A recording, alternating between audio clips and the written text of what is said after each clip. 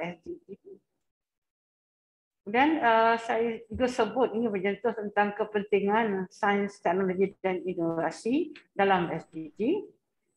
Dan oleh kerana National Tinkering Challenge ini berpusat pada bertemakan SDG 2 dan SDG 12, saya akan juga menyentuh sedikit sekali imbas SDG 2 dan sasaran, SDG 12 dan sasaran.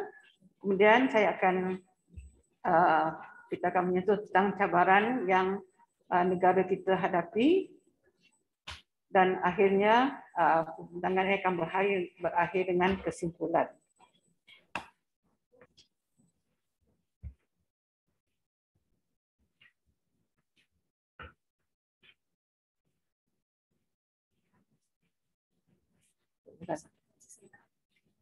Next slide ya.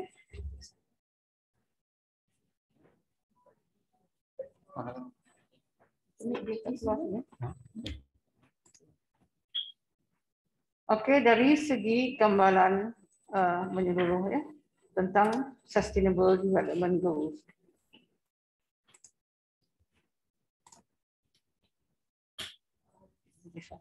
Assalamualaikum, Datuk, boleh saya bagi sikit briefing sebelum ni? Okay, Assalamualaikum dan salam sejahtera. Saudara kita dengan step up, yang berusaha Puan Misbah.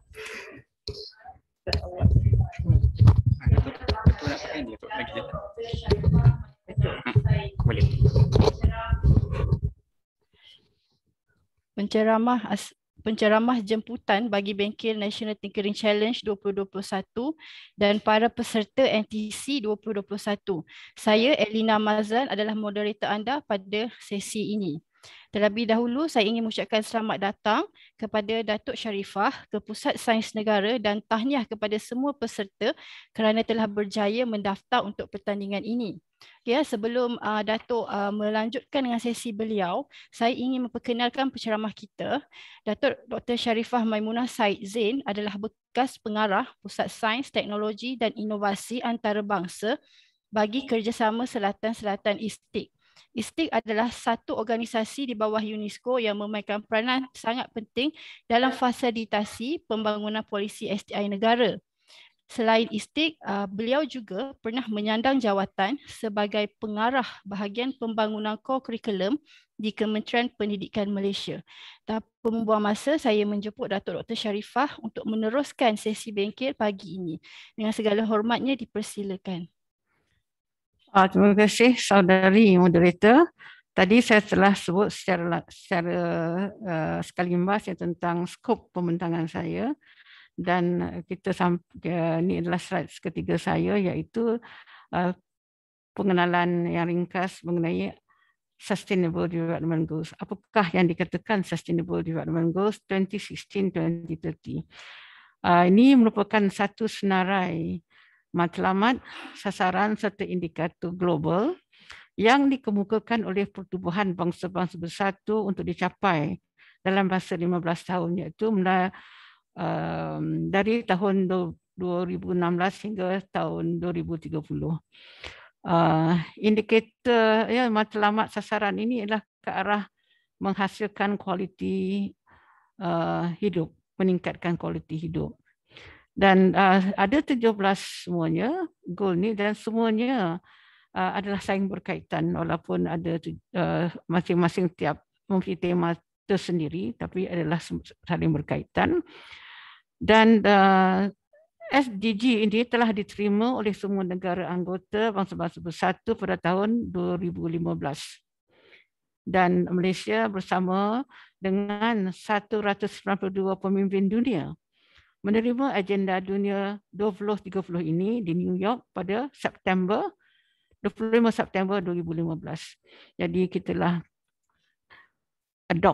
we adopted this goal, this world agenda ni pada bulan September 2015, dan ini juga menunjukkan negara kita memberi komitmen ke arah pembangunan lestari yang inklusif, berdaya tahan, berasaskan 17 matlamat dan 169 sasaran. Jadi ada 17 matlamat dan di dalam 17 tu ada pula sasarannya yang ingin dicapai. Dan setiap matlamat tu ada sasarannya tersendiri. Dan ingin saya maklumkan sebelum SDG ini wujud apa yang dikenali sebagai Millennium Development Goals yang juga membincangkan isu-isu global. Dan sebahagian besar daripada Millennium Development Goals ini ada 8 sebenarnya diulangi dalam SDG kerana masih belum mencapai matlamat dalam tempoh masa yang ditetapkan. Jadi MDG ini sebenarnya dari tahun 2000 hingga 2015 dan dia menyentuh ya pendidikan, wanita, kesihatan, persekitaran, tapi masih lagi tak tercapai. Dan dia lebih misalnya kalau dari segi kesihatan dia banyak HIV/AIDS for example, dia tidak menyeluruh. Jadi oleh kerana banyak daripada matlamat ini masih tak tercapai, jadi diulangi dan diberi perhatian yang lebih menyeluruh dalam SDG.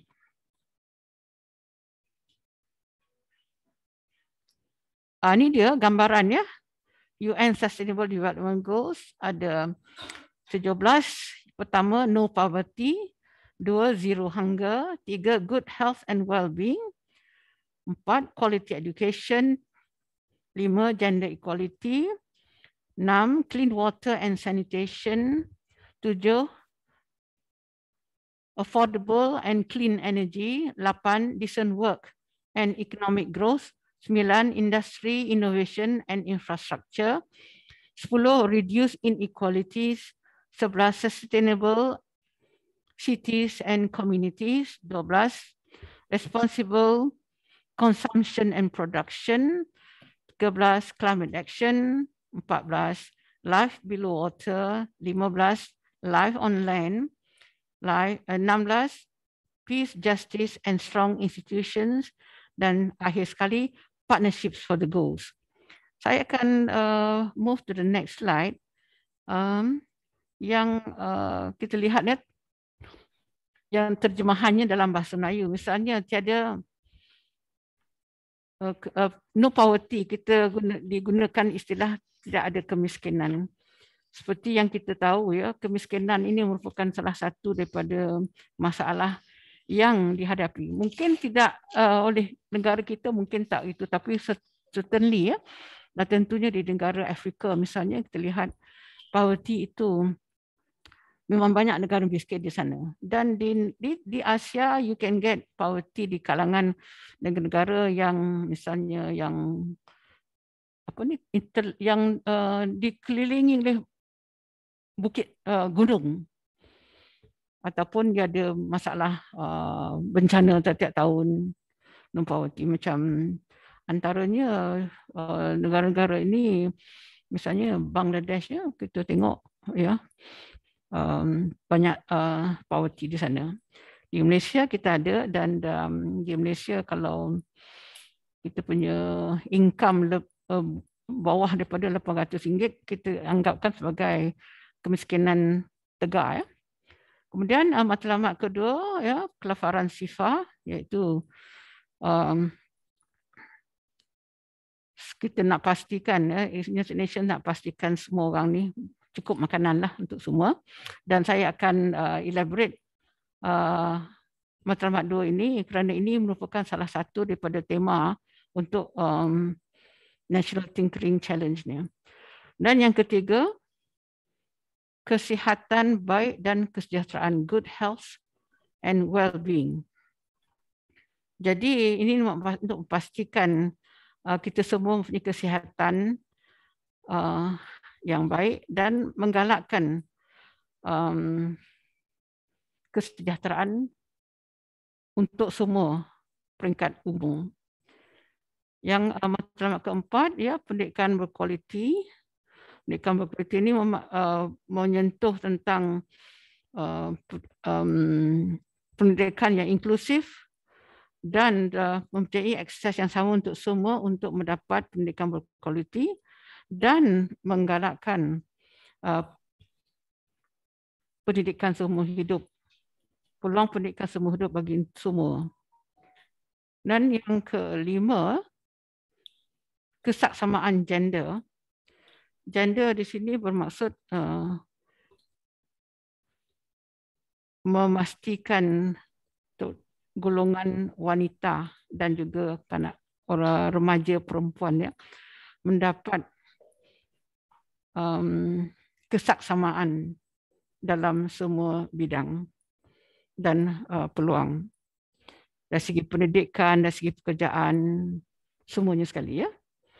Kemudian dari segi SDG 6 iaitu air bersih, clean water and sanitation. Ini untuk memastikan tidak dapat kita boleh mendapat air yang bersih dan juga proper sanitation ya. Sanitasi ini langkah-langkah kebersihan ya untuk semua. Yang SDG 7 tenaga berpatutan dan bersih itu affordable and clean energy. Jadi goal ini berbincang tentang untuk memastikan semua mendapat akses kepada modern energy ya untuk semua. Kemudian goal goal ke-8 iaitu pekerjaan yang sesuai dan pembangunan ekonomi, decent work and economic growth. Ini ialah berbincangkan tentang peluang untuk mendapat kerja yang produktif bagi semua. SDG 9, industri, inovasi dan infrastruktur. Itu industri, innovation and infrastructure. Ini adalah bermatlamat untuk membina infrastruktur yang berdaya tahan serta menggalakkan industrialisasi dan juga inovasi yang meliputi semua ya dan memberi peluang kepada semua untuk mengambil bahagian dalam bidang ini. Kemudian SDG 10 mengurangkan ketidaksamaan, reduce inequalities, to reduce inequality within and among countries. Dia misalnya peluang yang sama untuk semua. Misalnya tidak ada, kita macam katakan di negara kita kadang-kadang access to macam peluang-peluang untuk mendapat pekerjaan misalnya bagi golongan-golongan tertentu kadang-kadang lebih tipis kalau dibandingkan dengan golongan lain lebih meluas. Jadi mission statement ini nak mengurangkan inequality ini, ketidaksamaan ini. Kemudian mission ke-11 iaitu matlamat 11 bandar dan masyarakat lestari. Ini untuk memastikan kota-kota pekan dan perumahan yang inklusif, yang selamat dan juga resilient, berdaya tahan. Jadi misalnya bangunan kenalah mengikuti garis panduan kriteria yang mantap ya. Nombor SDG 12 kita akan bincang nanti, penggunaan dan pengeluaran bertanggungjawab, responsible consumption and production. Kemudian dan SDG 13 tindakan terhadap iklim, climate action. Kita sedar sekarang climate perubahan iklim merupakan salah satu tajuk yang banyak dibincangkan di negara-negara luar. Di Malaysia mungkin slowly perkara ini menjadi topik terutama di kalangan badan-badan NGO yang amat prihatin tentang masalah yang berlaku terhadap sumber asli kita, tentang iklim kita. Action yang SDG 14, matlamat kehidupan dalam air, ini berkaitan dengan apa yang terdapat dalam laut dan juga sumber-sumber marine. Dan kemudian SDG ke-15, kalau ini dalam air tapi ini di darat, kita lihatlah life on land yang banyak meliputi tumbuhan, haiwan yang hidup atas daratan. Yang ke-16, keamanan, keadilan dan institusi yang kokoh, ini peace, justice and strong institutions.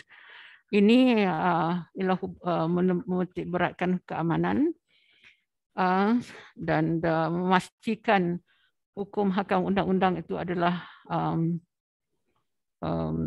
adil. Dan akhirnya ke-17, untuk melaksanakan semua ini mesti ada kerjasama. Bukan hanya dalam antara agensi dalam negara, tapi juga dengan luar negara. Itu sepintas lalu tentang SDG. Kemudian yang salah satu daripada yang dijadikan macam teras dalam SDG ini sustainable, perkataan sustainable ni. Maksud sustainable ni ada yang gunakan istilah mampan.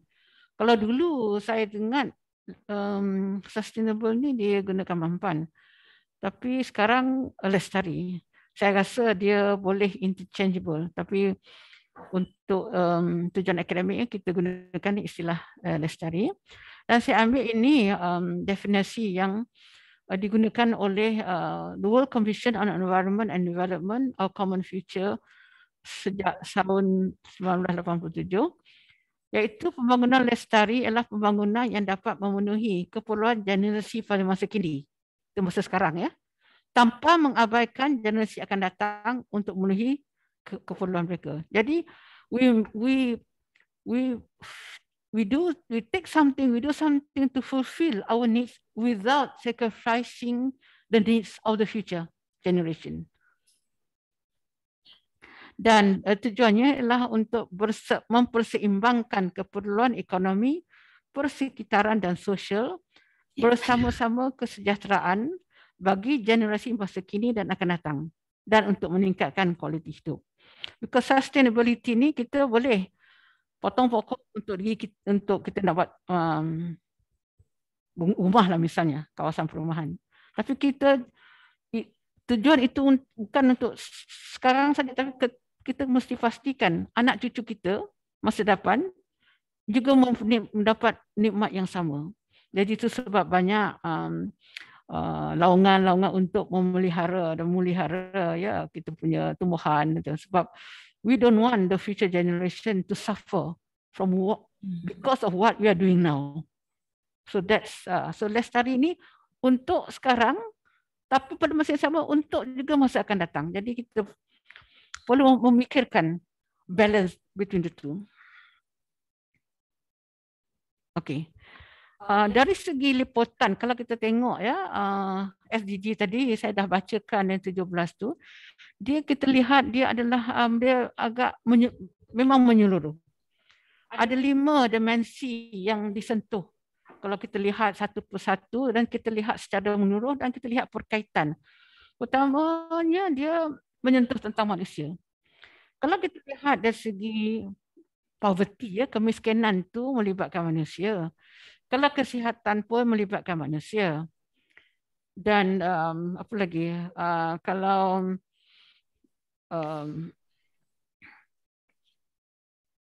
tentang pekerjaan pun melibatkan manusia. Jadi dia ada dimensi pertama ialah dimensi manusia. Dan dimensi kedua planet. Kalau kita lihat dia talk about life on land, life on water, life on land, life underwater. Itu menentukan tentang kita punya biodiversity dan juga planet kita. Kemudian ada SDG juga meliputi prosperity. Banyak kali dia menyebut tentang kesejahteraan hidup. Kemudian dimensi keempat keamanan, dia ada keamanan, keadilan dan seterusnya, saksama, hak yang sama, hak saksama.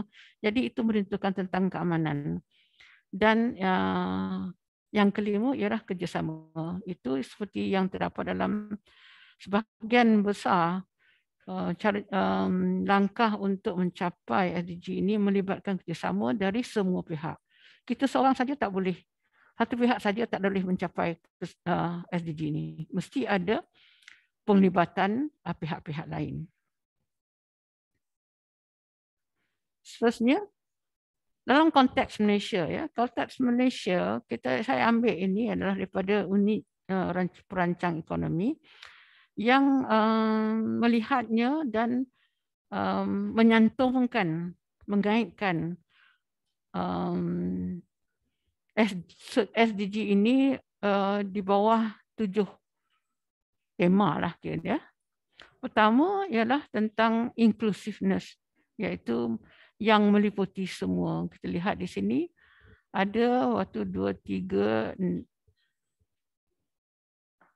7 SDG yang contribute, menyumbang kepada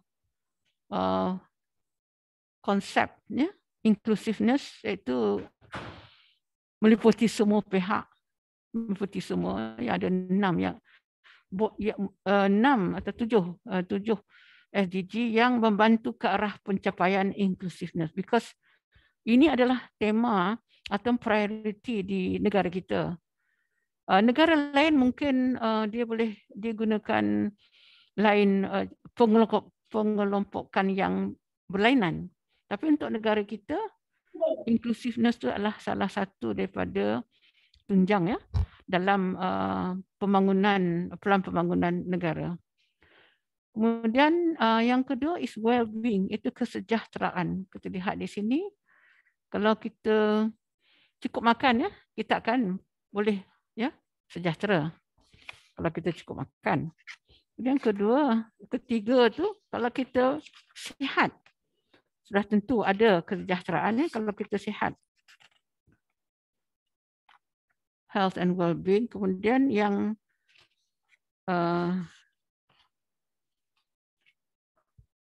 ketiga, human capital development, ini membina modal insan. Kita lihat di situ pendidikan, pendidikan memang berkaitan dengan pembinaan modal insan. Dan SDG ke-8, SDG ke-8 iaitu inclusive sustainable growth, full and productive employment and decent work, iaitu mendapat pekerjaan yang tetap, yang bagus. Itu berkaitan dengan pembinaan modal insan. Yang tema seterusnya ialah green growth, iaitu pertumbuhan ni tentang alam hijau, dunia hijau ni. Ini berkaitan dengan ekologi, dan di situ terdapat ada 1, 2, 3, 6 6 SDG, misalnya climate action, life underwater, life on land, kemudian sustainable energy, serta juga economic growth, productive employment and decent work. Itu the green growth. Yang tema seterusnya infrastructure, ini berkaitan dengan cities. Kita lihat ada 3 di situ, iaitu SDG ke-6,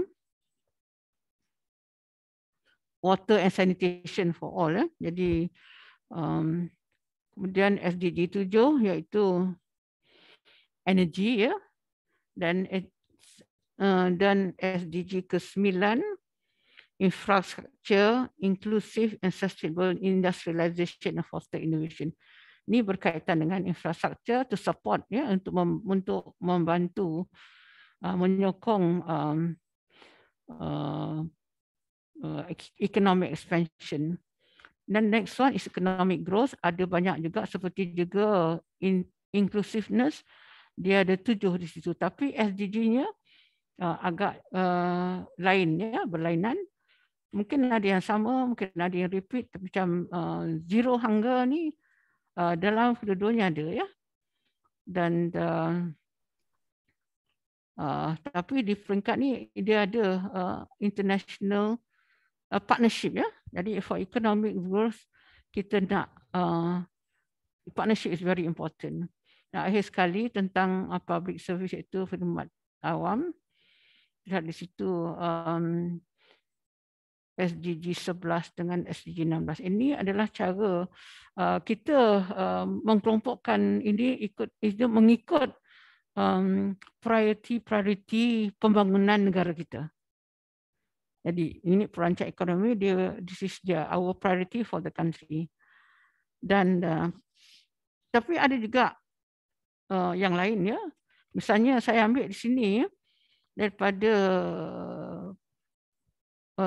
Cik Zahari Hamidun daripada OUM ya, Open University. Dia lihat dari segi sosial dan dia lihat ya, dia kata ada kerohanian, ekologi dan manusia ataupun rakyat. Jadi dia lihat di situ dia secara dia mengelompokkan SDG ini dari bidang yang pada fikirannya menjadi trust utama. Jadi kita lihat kerohanian, kita di sini ada peace, justice, strong institution, partnership for the goals, dan sustainable, dan dari segi ekologi, sustainable cities and communities, responsible consumption and production, climate action, life below water and life on land. Dan yang ini semuanya untuk manusia ya. No poverty, zero hunger, good health, quality education, gender equality, clean water sanitation, affordable and clean energy, decent work and economic growth, industry, innovation and infrastructure, and reduce inequalities. Okay, now saya contoh sedikit tentang kepentingan SDI dalam UN SDG. Kalau kita baca, kita lihat, kita teliti SDG ni, dia tak sebut tentang sains langsung, tak ada. Perkataan sains tu tak ada. Tapi kalau kita buat analisis, bagi setiap SDG ni, memang sains tu memang wujud dalam semua. Ada yang secara direct, ada yang secara tak direct, tak langsung. Ya. Misalnya, sebahagian besar matlamat SDG memerlukan ilmu, pengetahuan dan kefahaman sains. Memang, kalau kita lihat kesihatan, perlukan sains kan? Pengeluaran makanan, kita nak teknologi, kita mesti tahu teknologi yang baik, yang bagus, yang jimat, yang efisien untuk pengeluaran makanan. Air bersih, kita mesti tahu macam mana nak bersihkan air. Ya? Dari segi, misalnya kita buat eksperimen, mana yang atas sekali, mana yang bawah sekali, kita ada batu, kita ada pasir, kan? Kalau buat di bilik derjah lah. Jadi kita mesti tahu ada basic science di situ. Kemudian sanitation, iklim, kita tahulah perubahan iklim itu ada berkaitan dengan sains, misalnya macam mana yang dikatakan bumi ini boleh jadi lebih panas, makin suhu dia makin naik. Itu sains. Dan tenaga dan energi dah tentu sains. Inovasi pun, biodiversity dan hidupan dalam air darat, pengeluaran semuanya memerlukan. Semua ni memang perlu understanding, ilmu, pengetahuan dan kefahaman sains. Basic. Kemudian kalau kita tengok juga dalam SDG ni, wanita ya memainkan peranan penting. Misalnya untuk zero hunger. Yang masak nasi ini selalunya orang wanita. Dan makanan berkhasiat. Wanita juga yang banyak ya memastikan kanak-kanak mendapat, anak-anak mereka dapat makanan berkhasiat. Dia tahu. Jadi even at that level, women they need science, some element of science. Walaupun secara tak rasmi, tak formal dia belajar kat sekolah, tapi dia mesti tahu. Ya, yang misalnya makanan yang boleh mengenyangkan. Walaupun secara itu tak nampak sains, tapi sebenarnya there is element of science there. Kemudian dan makanan yang boleh mendatangkan energi. Women, they need that knowledge. Kemudian pengetahuan kefahaman sains membolehkan kita mencari penyelesaian. Jadi kebanyakan yang diutarakan dalam SDG ini berkisar pada masalah sebenarnya. Dan sains boleh membantu untuk mendapatkan penyelesaian.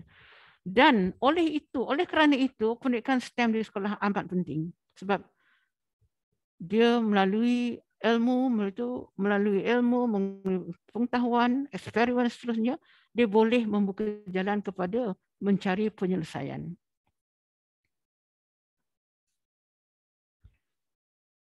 Jadi kita juga lihat ya, sains ni dia memajukan ilmu. Dia boleh menghasilkan penyelesaian kepada masalah masa kini. Dan STI ini adalah asas kepada kemajuan dan modernisasi.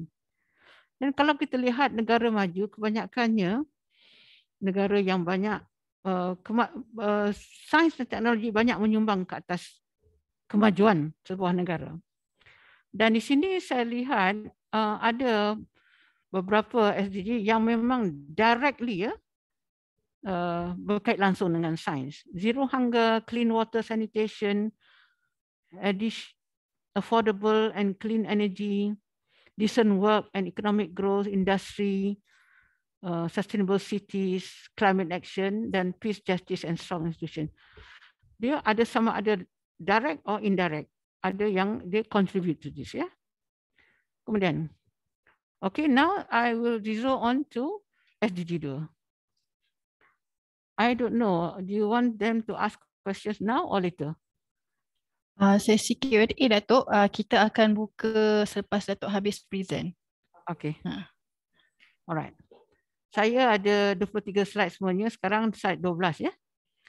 Jadi SDG 2 saya diterjemahkan menamatkan kelaparan, mencapai jaminan makanan dan nutrisi yang lebih baik serta menggalakkan pertanian lestari. Ini bagi memastikan semua orang di mana saja mendapat makanan berkhasiat untuk hidup yang sihat. Pencapaian matlamat ini melibatkan akses yang lebih baik untuk mendapatkan makanan berkualiti serta penggalakan pertanian lestari yang lebih meluas. Dan di sini saya highlight, boldkan, menamatkan kelaparan, zero hunger, mencapai jaminan makanan dan nutrisi yang lebih baik, better access to get to food security dan also nutrition, dan menggalakkan pertanian lestari. Galakkan pertanian tapi lestari, yang lestari. Ya. Kita mesti fikir not only for the current generation but also for future generation. Dan di sini ada ya saya highlightkan makanan berkhasiat, ya. Dan akses yang lebih baik, makanan berkualiti, penggalakan pertanian lestari. So, what does this, apakah perkara utama yang terdapat ni, ya? Jadi kita lihat di sini ada sasaran, ya. Saya ambil hanya ada 5 sasaran yang saya pastikan yang relevan lah untuk tujuan program ini. Sasaran pertama, menamatkan kelaparan, memastikan semua golongan, terutama yang miskin, yang terdedah kepada pelbagai cabaran, termasuk kanak-kanak, mempunyai akses kepada makanan yang selamat, berkhasiat dan cukup di sepanjang tahun. Ini adalah target, ya, target yang kita nak capai. Makanan selamat, berkhasiat dan cukup. Dia punya sasaran, golongan miskin yang terdedah kepada pelbagai cabaran, termasuk kanak-kanak, ya. Dan sasaran kedua, menamatkan semua bentuk malnutrition. Saya cuba explain, malnutrition inilah diet yang tidak mengandungi nutrisi dalam amount yang secukupnya. Kadang-kadang kita makan terlebih pula vitamin ni dan kurang, macam terlebih banyak fat, ya, tapi kurang dari segi protein.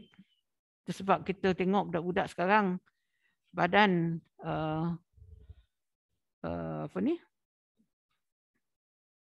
gemuk. So dia itu dia malnutrition,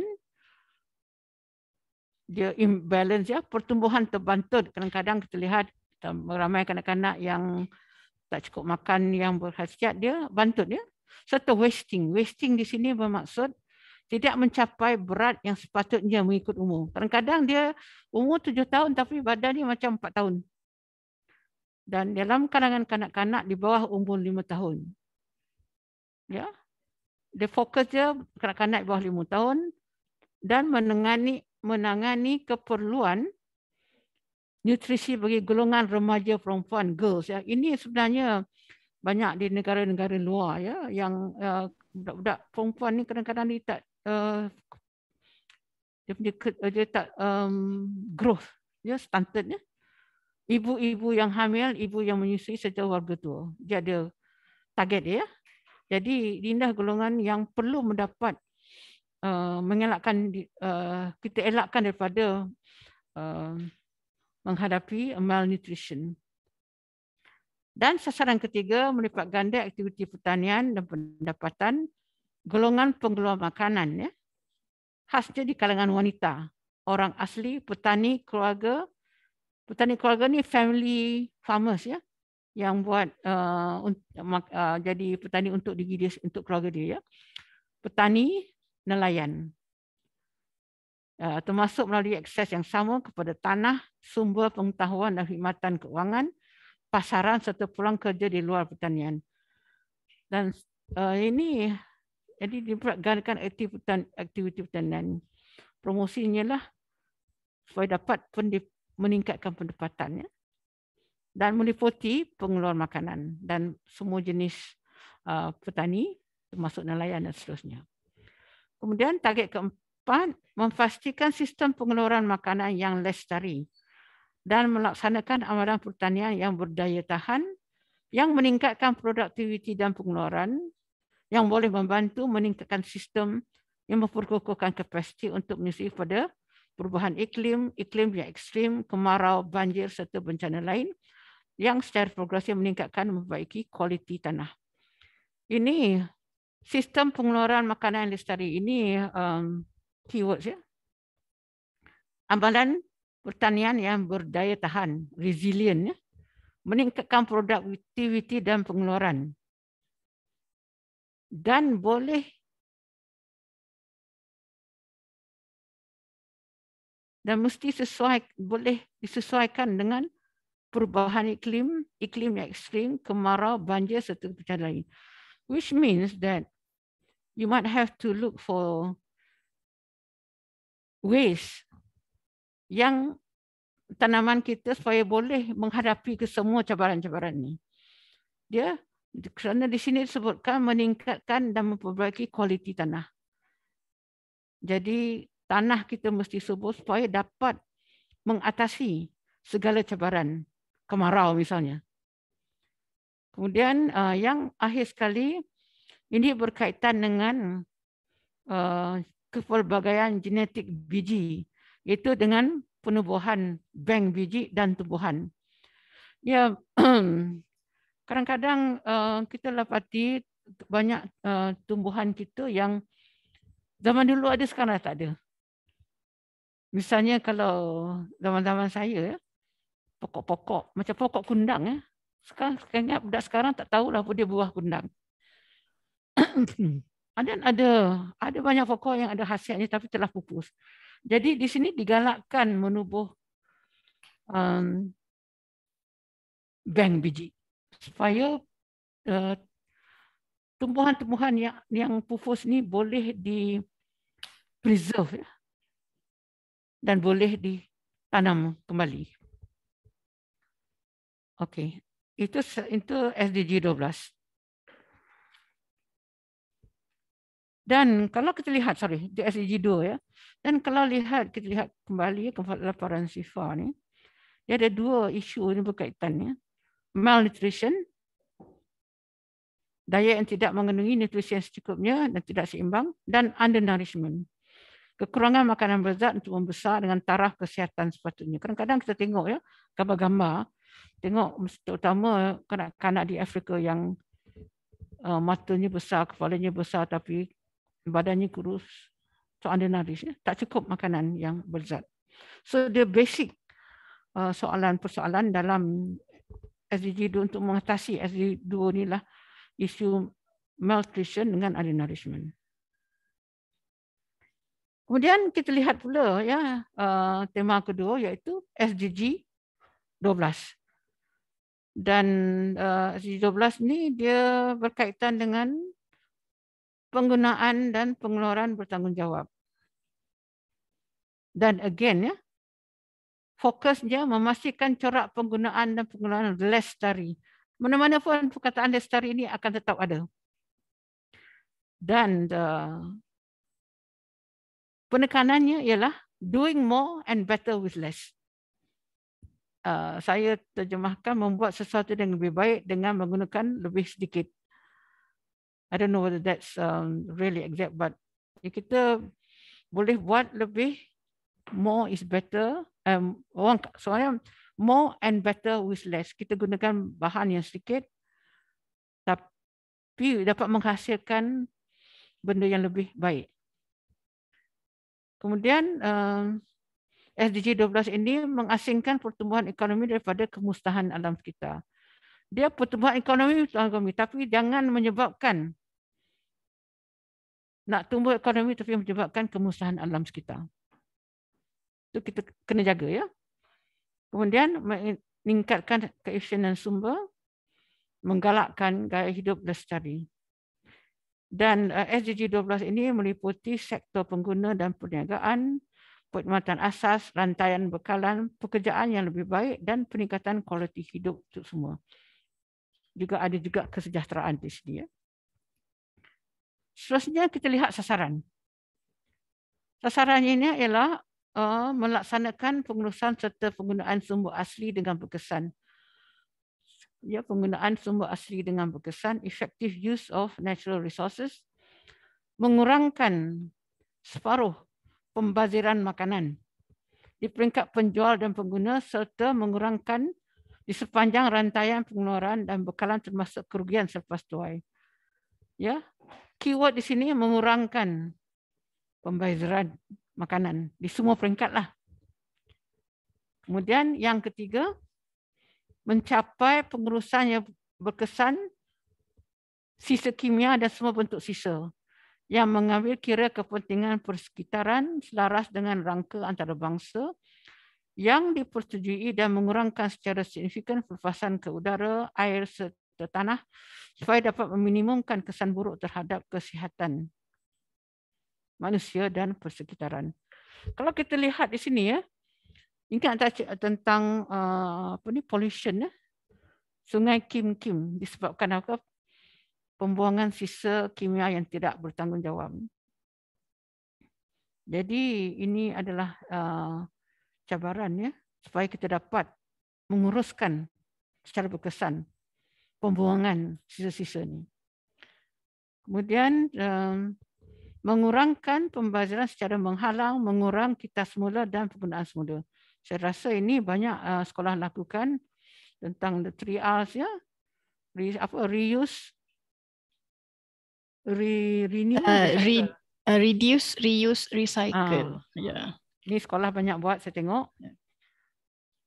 Kemudian sasaran seterusnya, galakkan syarikat terutama yang besar dan transnasional menerima amalan lestari dan melapor maklumat mengenai kelestarian dan laporan ini mungkin di luar bidang ruang lingkup projek yang akan dilaksanakan. Dan menggalakkan amalan perolehan lestari selaras dengan dasar dan keutamaan ini juga saya ingat di luar ruang lingkup sekolah. Kemudian memastikan semua orang di mana saja mereka berada mempunyai maklumat serta kesedaran dalam pembangunan lestari serta gaya hidup dan berharmoni dengan alam semula jadi. Ini boleh dimulakan di sekolah. Ya, they have the right information wherever they are. And awareness on pembangunan serta gaya hidup yang berharmoni dengan alam semula jadi. Saya tengok, baru tengok sekarang saya, dari segi ini.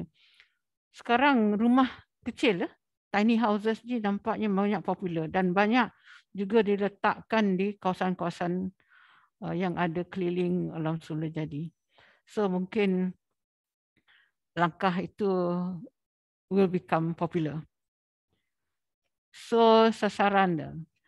Dan kita sekarang saya memberi sedikit gambar lah tentang apakah cabaran yang Malaysia hadapi, ya, sama ada yang semula jadi atau disebabkan oleh manusia.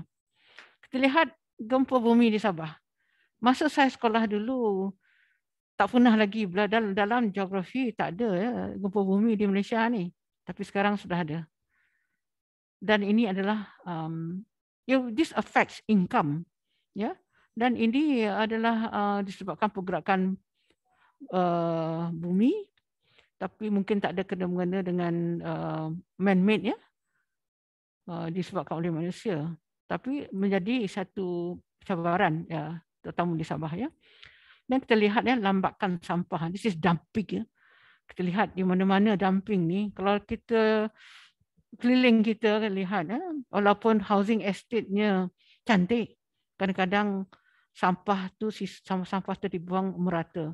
Kita jalan je sekarang kita tengok along the road, kita tengok face mask sekarang bersepah. Dan kadang-kadang walaupun ada tempat buang sampah tapi tidak ada tanggungjawab lah. Campak saja segala-galanya. Daripada furniture, macam-macam lah segalanya. Kemudian kita ada juga pencemaran udara di Kuala Lumpur disebabkan banyak sangat kereta dan seterusnya. Dan gangguan bekalan air ini biasalah orang wilayah dan orang Selangor sentiasa menghadapi gangguan bekalan air. Pecahlah, sungai itu dicemarlah. Tapi ini menyebabkan ketidaksejahteraan hidup. Banyak perkara tak dapat dilakukan dan menyusahkan kita.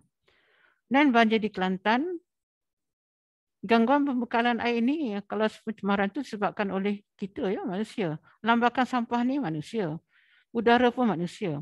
Banjir di Kelantan, orang mungkin ingat disebabkan ini adalah natural, bencana semula jadi. Sebenarnya tak. Bencana alam ni disebabkan di atas ada dua misalnya, hujan yang lebat dan juga takungan air yang tak dapat menakung, itu disebabkan tak ada pokok lagi. Kemudian pembuangan plastik, ya. Kita memang banyak menggunakan plastik dan 2-3 years ago Kementerian Sains, Teknologi dan Inovasi telah menggalakkan atau memperkenalkan single use plastik.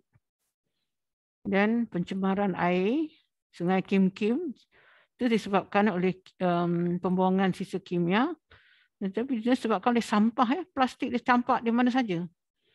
Dan penebangan hutan, dilihatnya deforestation. Ini dah botak lah. Saya tak tahu di mana, tak ingat di mana gambar ini diambil, tapi ini menyebabkan banjir ini kalau hujan turun tak ada tempat takungan air dan air itu akan turun ke downhill dan menyebabkan tanah runtuh. Dan kita juga sekarang mengalami peningkatan suhu pada masa terlalu panas sangat. Sampai walaupun temperature 34 degree Celsius, tapi the actual feel rasa sebenarnya macam 39. Jadi peningkatan suhu ini semua cabaran yang kita hadapi.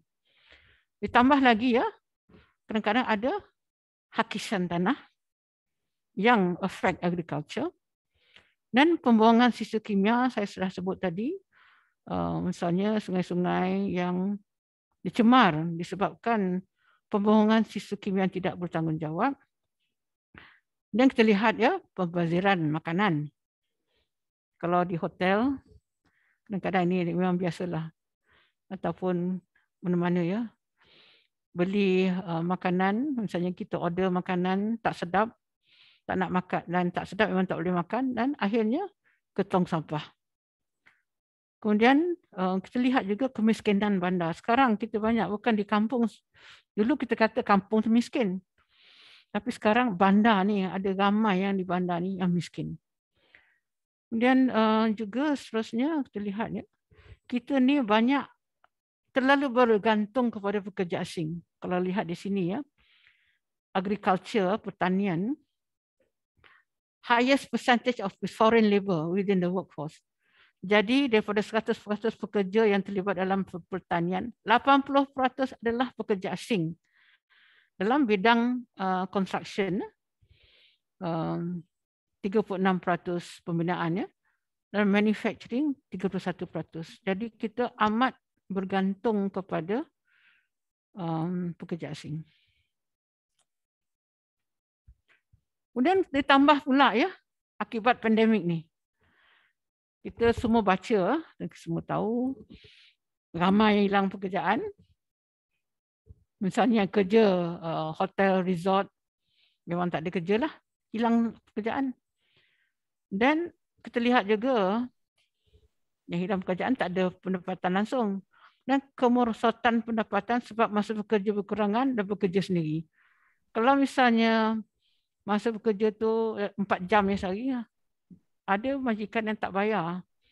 Gaji penuh digaji kasih 4 jam saja. Jadi dan bekerja sendiri juga sebab tak boleh keluar dan seterusnya. Jadi menyebabkan kemerosotan pendapatan keluarga ya. Dan itu kemerosotan pendapatan isi rumah. Dan sekarang kita lihat barang pun amat mahal.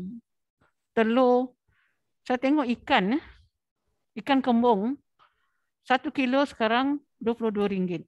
Kalau beli ekor 4 ekor tu harganya RM20.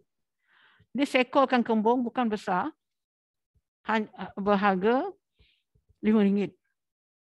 Kalau saya tengok sotong di pasar Taman Tun Dr. Ismail, sekarang RM48 sekilo. Dan ikan tenggiri RM34 hingga RM35 sekilo. Ketam RM48 hingga RM52 sekilo.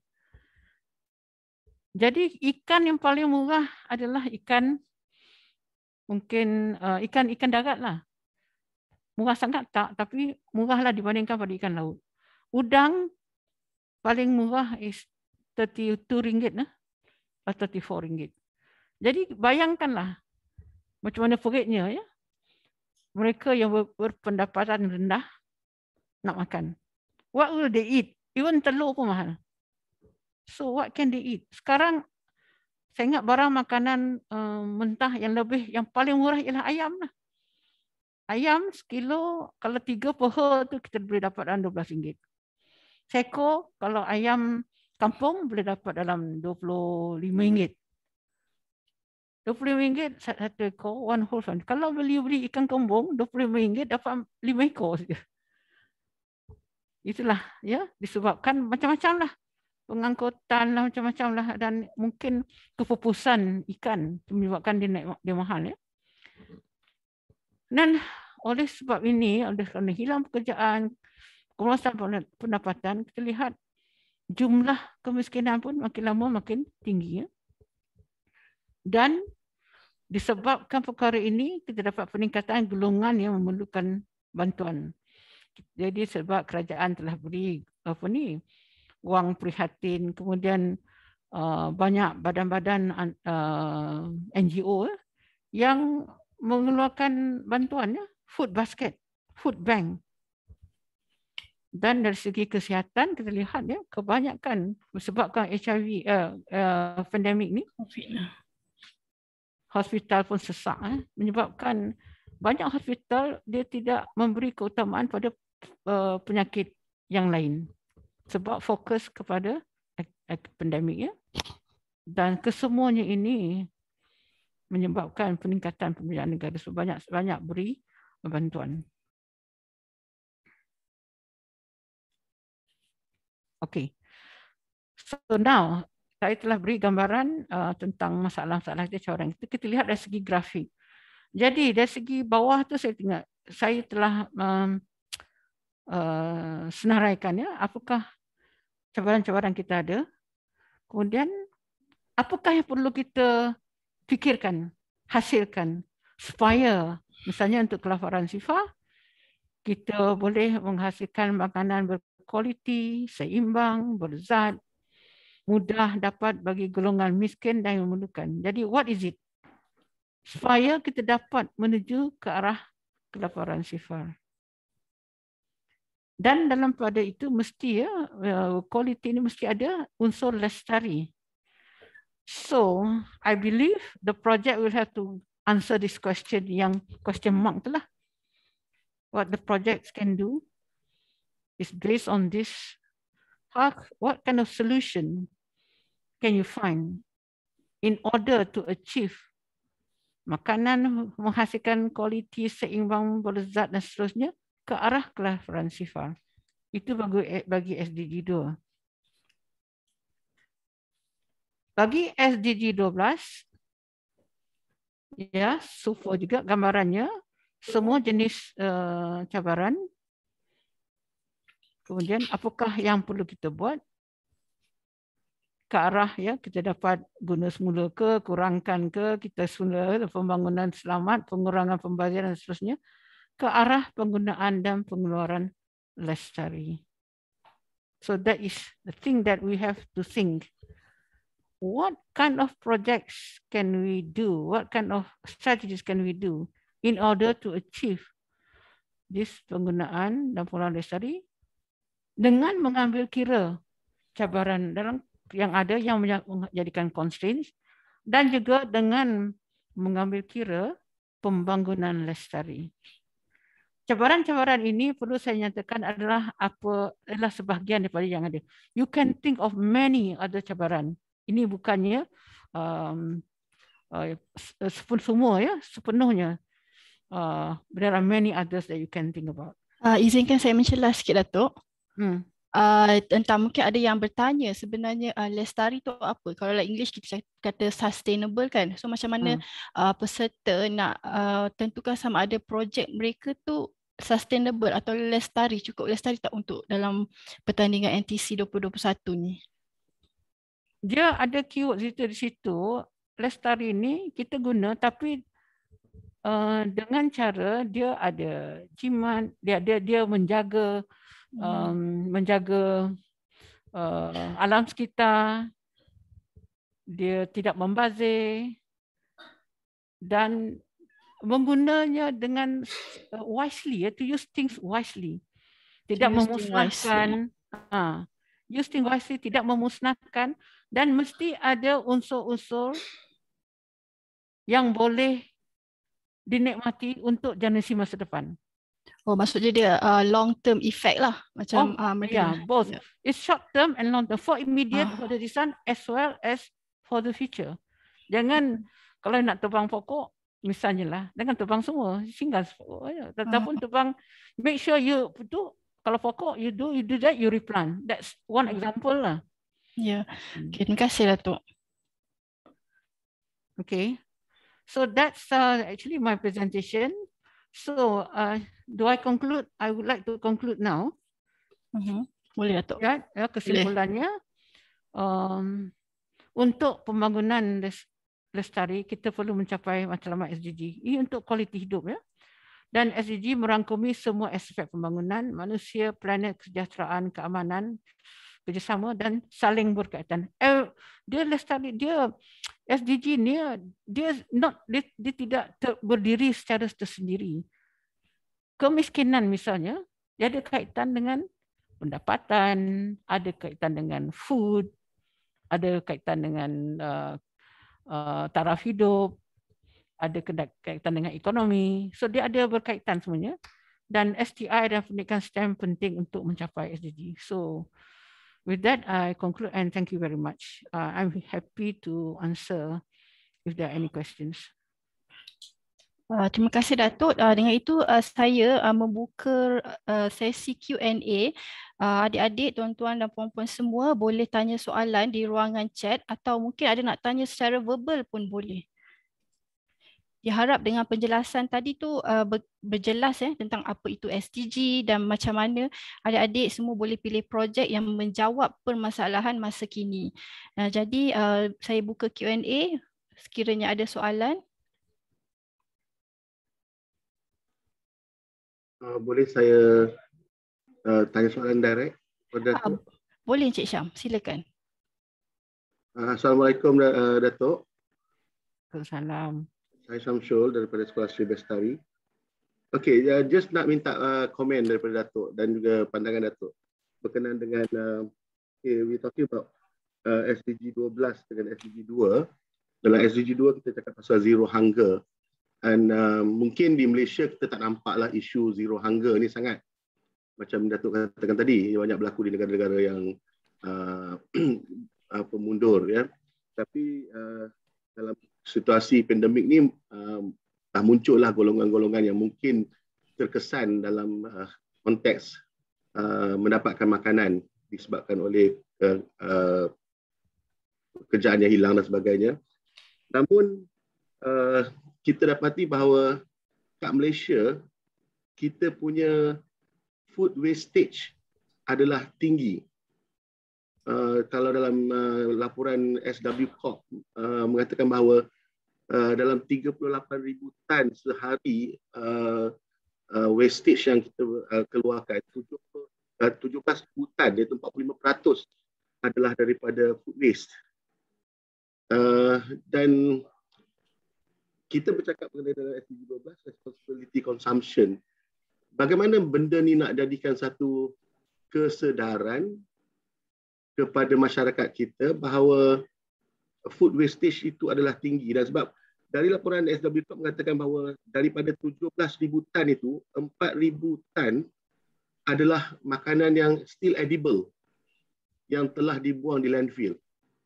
Jadi maknanya kita tak ada isu zero hunger, tetapi kita ada isu food wastage, especially the organic. So minta komen Datuk. Pada pandangan saya, pihak yang penyedia makanan mesti mempunyai maklumat yang cukup, ya, tentang berapa ramai ni nak beri makan ni. Estimates. Supaya satunya dia dapat membuat agakan yang baik lah. So the planning must be good. Secondly, kalau misalnya ada kelebihan makanan, ada cara memastikan ataupun mengambil langkah supaya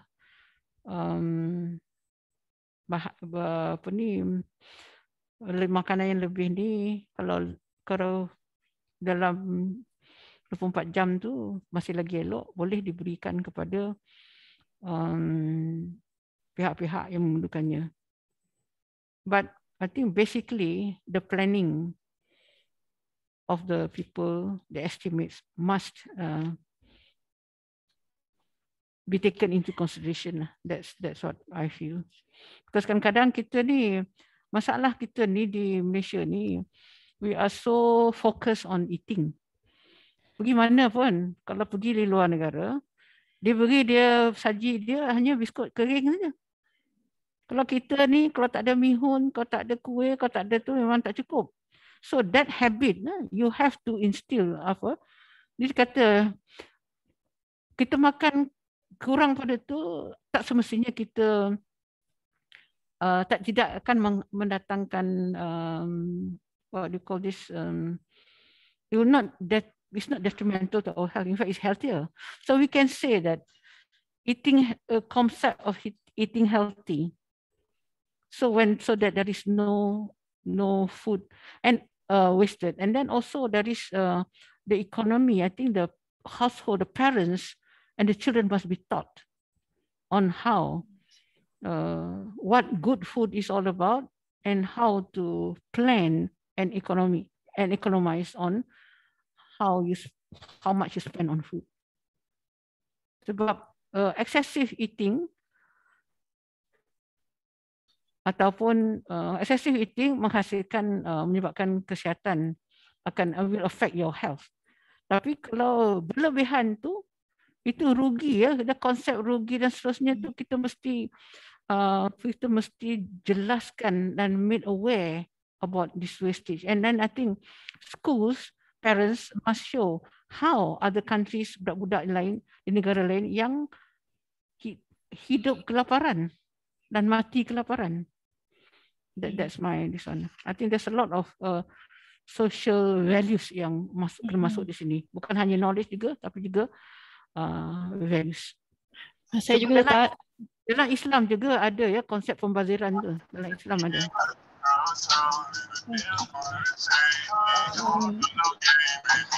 Mohon mutekan kepada yang tidak ni boleh mute mic . Okey, jadi Datuk, tadi macam berdasarkan penjelasan Datuk tadi lah, kita tengok macam certain negara seperti di USA, mereka makanan yang lebih daripada shopping kompleks macam Tesco kan, banyak mereka dermakan kepada orang-orang yang tak ada rumah, orang kekurangan makanan. So mungkin Malaysia boleh juga ke buat macam tu Datuk? Adakah sesuai dengan climate kita? Sebab kalau kita tahu di overseas ni makanan dia lebih lama, dia punya shelf life tu sebab cuaca kan. Tapi di Malaysia kekurangan kita di situlah. Dan satu lagi soalan daripada peserta, Puan Nurzilawati, adakah masalah obesiti boleh dikaitkan dengan SDG 2, kelaparan sifar, dan bagaimana dapat memberi kesedaran kepada masyarakat tentangnya? Obesiti ya. Obesiti ni ada kaitan dengan malnutrition ya. Kalau tak betul, tak balance dia punya makanan yang berkhasiat, menghasilkan boleh menghasilkan obesity. So I think there is because dia kata macam kelaparan sifar ni, mungkin obesity dia berkaitan juga dengan SDG yang kesihatan. But kalau malnutrition, it is also related. Sebab makanan yang dia makan tu, dia bukan tak cukup makan, dia cukup makan tapi dia tidak mengandungi nutrisi yang sebenarnya is overeating. Overeating. Tapi selalunya malnutrition dikaitkan dengan tak cukup makan lah. Makanan yang tak ada nutrisi. So in that sense boleh, saya rasa. Sebab kita we talk about kelestarian ni kita masukkan di situ. Dan juga tu ada in fact dalam di Malaysia ya, matlamat kelaparan sifar ni dia guna salah satu indikator ni ialah prevalence berlebihan berat badan. So boleh dimasukkan dalam matlamat 2. Obesity ya. That means we should reduce obesity sebab makanan dia tak seimbang. Mungkin itu juga boleh jadi salah satu projek untuk peserta. Boleh. Dan ada satu lagi soalan, saya pasti tentang SDG 12. Adakah chemical and waste boleh dikaitkan dengan SDG 12? Saya percaya Datuk explain tadi boleh. Dan sekiranya boleh tu bagaimana mereka nak kaitkan chemical and waste ni dengan projek mereka, Datuk? Dia chemical, that means kita tak boleh elak daripada chemical waste ni sebab kita negara yang ada kilang, ada hospital, sebab clinical waste pun is wasting, is apa juga, sisa juga kan. Juga kalau kita tak buang merata ya, misalnya clinical waste macam human tissue ataupun najis, waste. Jadi dia boleh dimasukkan dalam SDG 12 yang boleh. Dan ada juga satu lagi soalan daripada Siti Asma. Adakah kitar semula sisa sektor ICT boleh dikaitkan dengan SDG 12? Boleh. Because ICT dia berkaitan dengan sisa jugalah. Dia actually it is one kind of waste yang affect the environment. Sebab ni ada dia because dia punya dia punya tajuk dia penggunaan pengeluaran yang bertanggungjawab. Ya, yang mungkin kita instead of throwing tu, you can build a incinerator ke untuk sisa IT ni kan. Ya. Atau mungkin kalau ada yang boleh guna semula, boleh juga ya Datuk. Boleh. Dia ada tu, dia ada kan, ada renew, so all those things lah. Recycle, reduce, renew. Dan okey, terima kasih Datuk. Dan kita juga ada lagi makin banyak soalan kita Datuk. Okey, ada peserta yang bertanya, beliau bercadang untuk membuat projek kaedah hidroponik atau aeroponik. Adakah ia sesuai untuk dikaitkan dengan SDG 12? Ya. Ya. Penggunaan pengeluaran yang bertanggungjawab SDG 12 ataupun SDG 2 Datuk. Dia fokus dia ada berkaitan dengan makanan kan? Ya. Ya, betul makanan. Because SDG 12 ni banyak waste, berkaitan dengan waste, pembuangan sisa. So I think the hydroponic itu lebih pada untuk zero hunger lah. Makanan yang bernutrisi ya. Harapnya jelas pada yang bertanya tadi, kalau kaedah hidroponik pertanian seperti Datuk pernah explain dalam presentation tadi, lebih menjurus kepada SDG 2. Dan satu lagi, terima kasih. Okey, ada soalan daripada Encik Taufik Ibrahim. Wah, ini Encik Taufik ni sangat fokus ni. Soalan Encik Taufik ialah, what do you think is the biggest sustainability issue in Malaysia today? Mencabar soalan tu. Actually, I don't know.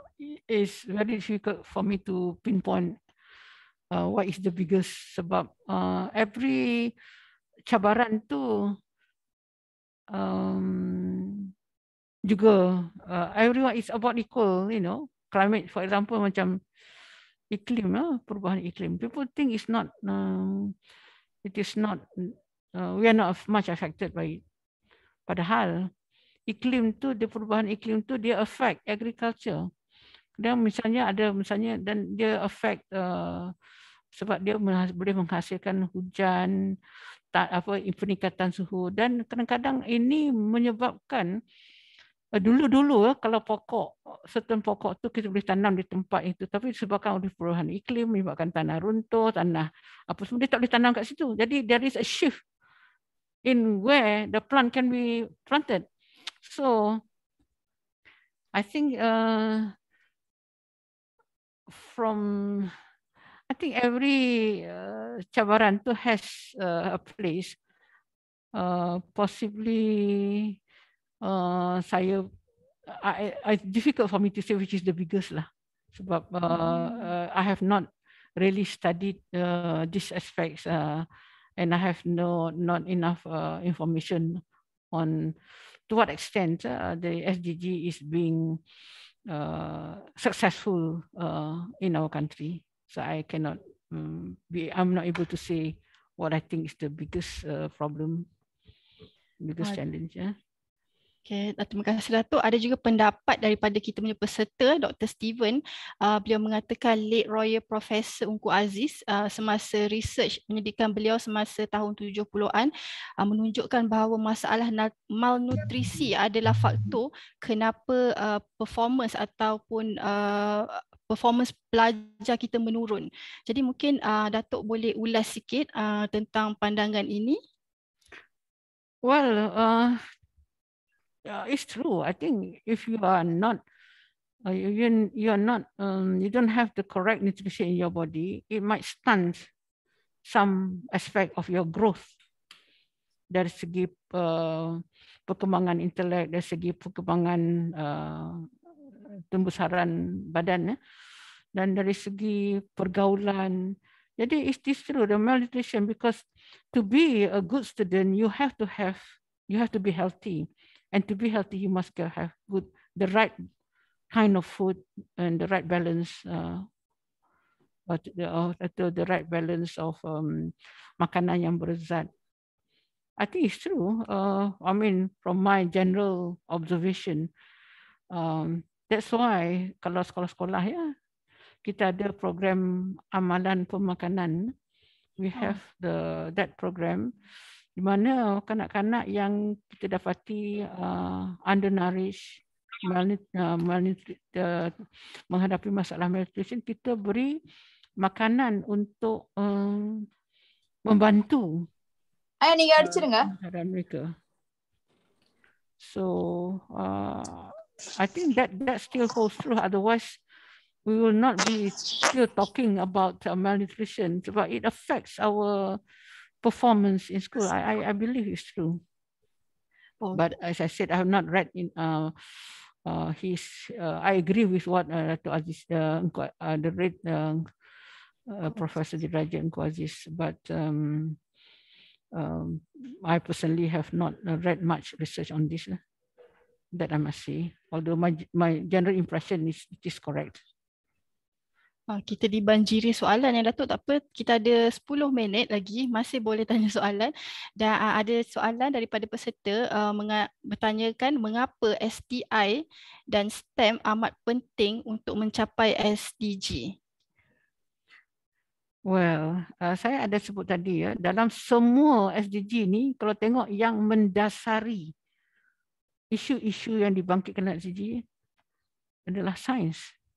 Kalau kita lihat tiada kemiskinan ni, nampak secara sekali imbas kita tak nampak sains kat situ. Tapi kemiskinan berkaitan dengan pendapatan, berkaitan dengan apa lagi? Pendapatan berkaitan dengan kerja, berkaitan dengan modernisasi, kalau negara yang maju yang tak miskin, kita lihat sains memainkan peranan. So itu menunjukkan sains ni memang secara mendasari kalau nak menghapuskan kemiskinan, sains is important. Because sains yang bawa kemajuan. Dan kita lihat kelaparan sifat, tengok tadi agriculture is basically science. Kesihatan yang baik memang sains. Dan kualiti pendidikan, kita lihat kualiti pendidikan sekolah kita kena betul. Because sains ni dia studying science, dia ada certain disiplin yang menyebabkan, because there are things like science mesti ada evidence. Science is precision, direct, tepat. Dan ini adalah characteristics of being analytical, dan ini boleh menghasilkan banyak penyelesaian, because the discipline dalam sains membuatkan kita boleh membuat analisis, dan ini boleh kita melihat sesuatu dalam perspektif yang lebih tepat. So if you look at through this one, memang sains tu makanan, for example. If you want to get good food, you must, the way you cook, you must be right. So that not overcook ataupun itu. Dan kita nak hidup api pun memerlukan sains. Macam mana kita kalau misalnya kalau tak ada elektrik, macam mana kita memerlukan a bit of knowledge in science on how to menghasilkan api. Apa pasal kita geserkan batu tu boleh menghasilkan api? This are science. Kita gosok gigi pun ada knowledge science. So science is part of life. So kalau nakkan kualiti hidup meningkat, science is the basis for all. Of course you have also along with this the social values, tapi the foundation science is a very strong presence in our life. Okay? Betul tak soalan tu? Okay, saya rasa memang cukup jelas Datuk macam mana STI dan STEM dekat sekolah tu sebenarnya relate dengan SDG yang di atas ni secara dasarnya.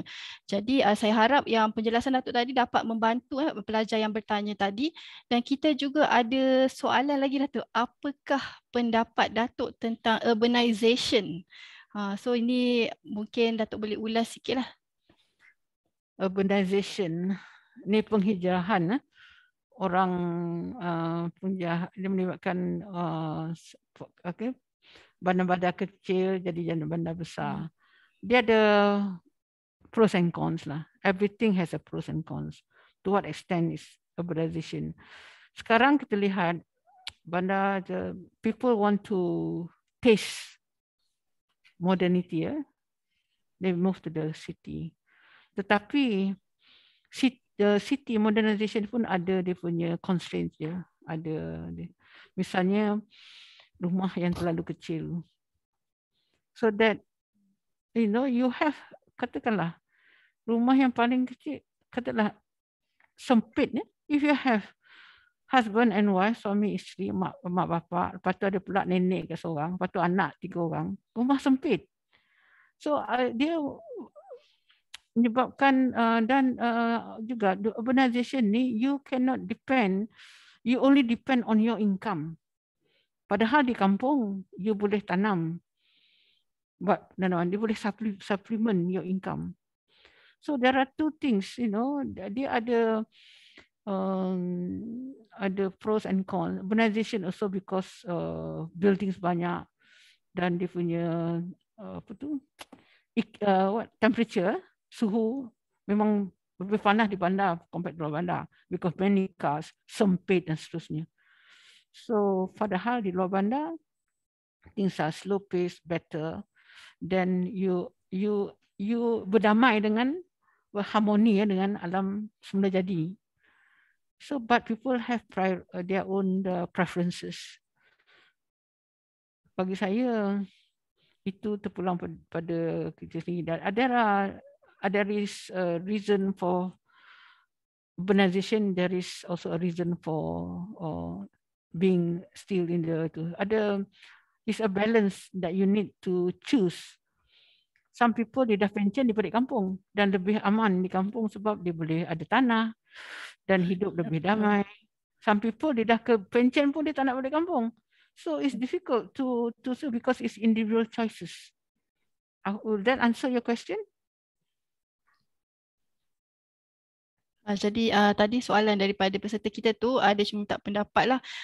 Kita setujulah dengan Datuk, memang ada pro and cons to urbanization ni. Mungkin dari kalau dulu kita selalu kata internet is not good, but nowadays internet is like everything.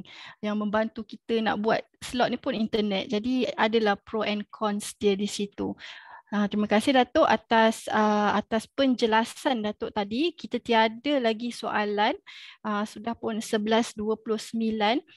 Terima kasih Datuk Sharifah, pengkongsian yang sangat informasi dan cukup jelas beserta dengan contoh-contoh projek dan penjelasan tentang masalah-masalah yang dihadapi di Malaysia masa kini. Saya haraplah dengan penjelasan slot sesi daripada Datuk Sharifah ni, kini peserta lebih memahami apa itu SDG dan bagaimana untuk memilih projek yang berkualiti bagi menjawab 2 SDG kita tadi, iaitu kelaparan sifar dan SDG 12 pengguna dan pengeluaran bertanggungjawab. Terima kasih Datuk. Dengan itu kita berharap mungkin di masa hadapan kita dapat lagi bekerjasama dengan Datuk Dr. Sharifah Maimunah untuk menyampaikan lebih banyak perkongsian dengan Pusat Sains Negara.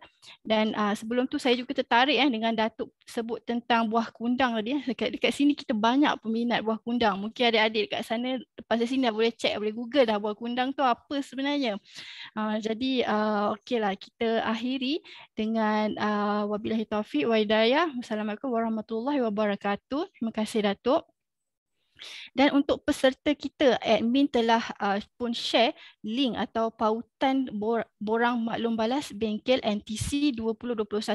Ini adalah menentukan kehadiran semua peserta dalam slot ini, dan borang ini sangat penting kerana sijil hanya akan diberikan kepada mereka yang menjawab maklum balas. Jadi maklum balas ini adalah indikator kehadiran semua dalam sesi ini. Dan sebelum itu, sebelum saya akhiri juga, saya ingin ingatkan bengkel seterusnya adalah pada 4 September 2021, itu hari Sabtu, bengkel Quest for Information yang akan disampaikan oleh Encik Yazid Ibrahim daripada Perpustakaan Negara Malaysia. PSN amat menggalakkan untuk peserta menyertai ke semua bengkel yang kami sediakan, kerana bengkel-bengkel ini akan memberi manfaat yang sepenuhnya untuk peserta mendapat idea dan untuk menjalankan projek yang berkualiti. Dan insya-Allah all the best kepada semua peserta. Dengan itu, terima kasih.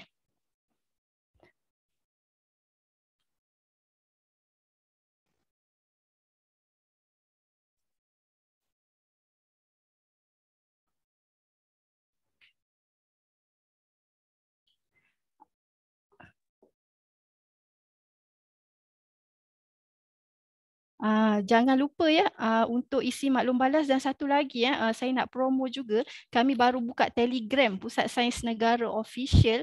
Jadi boleh follow kami punya Telegram, YouTube Pusat Sains Negara Official untuk cadangan maybe idea eksperimen-eksperimen yang menarik, dan juga boleh rujuk FB, Twitter, Instagram kami untuk lebih informasi berkenaan pertandingan ini, dan juga mungkin juga idea dan cara-cara untuk bentang dengan baik dalam bentuk poster. Kita banyak poster dekat Instagram kita, jadi adik-adik bolehlah rajin-rajin untuk follow. Jangan lupa untuk retweet semula apa-apa maklumat yang Pusat Sains Negara paparkan di Twitter tu.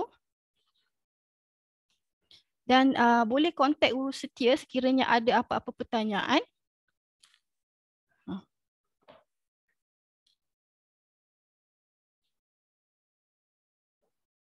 Terima kasih.